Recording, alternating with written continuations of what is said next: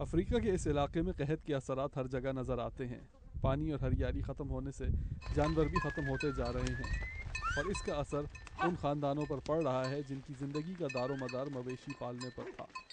جو جانور زندہ ہیں وہ بیمار اور کمزور ہو گئے ہیں۔ کینیا کے شمال میں واقع شنان قمبی نامی اس دیہات میں رہنے والوں نے ابھی سے ہی جانوروں کو ذبح کرنا شروع کر دیا ہے۔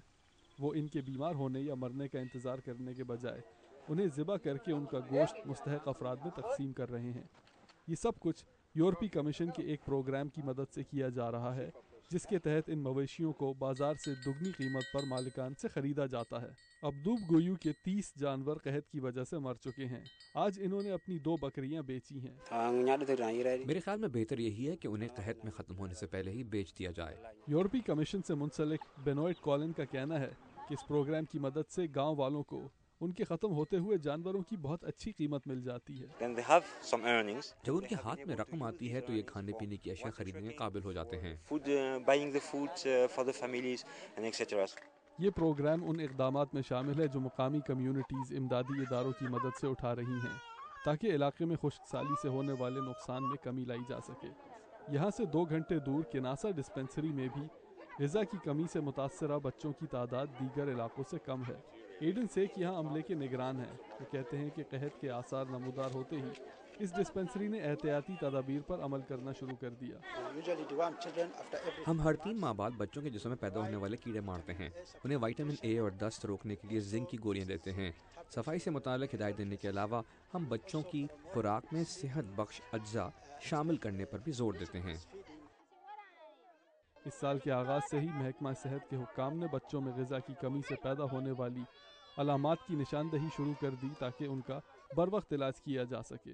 دوسری جانب شمالی کینیا کے مختلف علاقوں کے درمیان وسائل کے استعمال پر جھڑپیں بھی دیکھنے میں آتی ہیں۔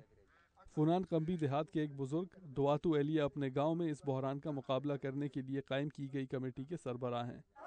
وہ کہتے ہیں کہ امدادی کارروائی کی مدد سے ان کے بورانا قبیلے نے گابرا قبیلے کے لوگوں کے ساتھ پانی، زمین اور ایسی دیگر وسائل کی تقسیم کا فیصلہ کیا جن کے لیے ان میں لڑائی ہوتی آئی ہے۔ لڑائی سے سب تنگ آ چکے ہیں کیونکہ اس کے اثرات تباہ کن ہوتے ہیں۔ ہم میں لڑائی کے باوجود بہت سی چیزیں مشترک ہیں۔ ہماری آپس میں شادیاں ہو چکی ہیں، ہم مشترکہ علاقے میں رہتے ہیں اور ہمارا مذہب بھی ایک ہے۔